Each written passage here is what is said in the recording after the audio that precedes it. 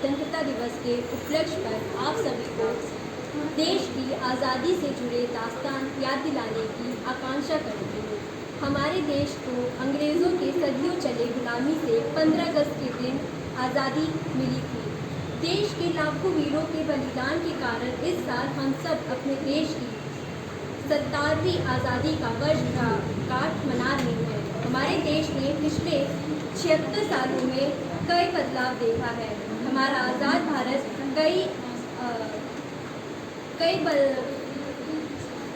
अंदरूनी एवं भारी जंग लड़ता आया है। पड़ोसी के साथ कई जंग में लड़ने के बावजूद इस देश ने तरक्की का दावा कभी न छोड़ा। शुरुआत से ही हिंदुस्तान के अधिकतर लोगों की आजीविका खेती बाड़ी पर निर्भर थी। सरकार के नैतिक प्रयासों ने खेती बाड़ी की कई समस्या को खत्म किया।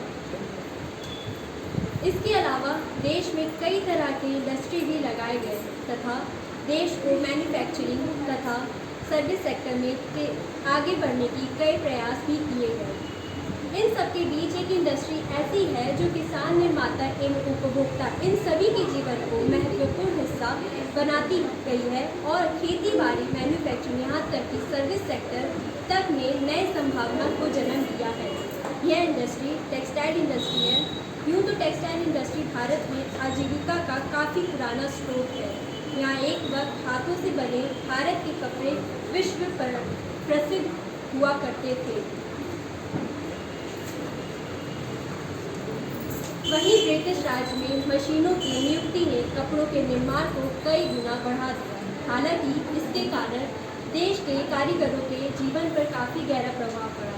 ऐसे में गांधी जी की स्वदेशी कपड़े की पहल ने देश में हाथों द्वारा बने कपड़ों के निर्माण को प्रोत्साहित किया एवं चक्री के प्रयोग से खादी कपड़ों के निर्माण को बढ़ावा दिया।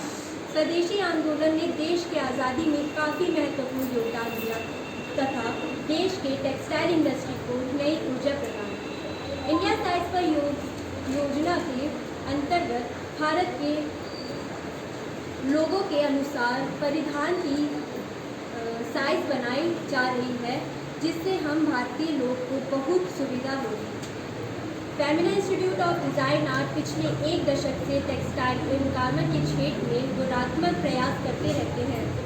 गोरखपुर में एक जिला एक उत्पाद के अंतर्गत गोरखपुर में गारमेंट हाउस बनाया जा रहा है, जिससे इस क्षेत्र में युवा को ढेर सारी रोजगार उपलब्ध होगी एवं फैशन इंडस्ट्री में करियर बनने के लिए शुभ अवसर प्राप्त होगा।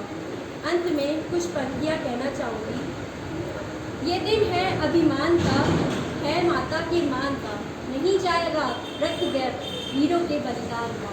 जय हिंद, जय भारत।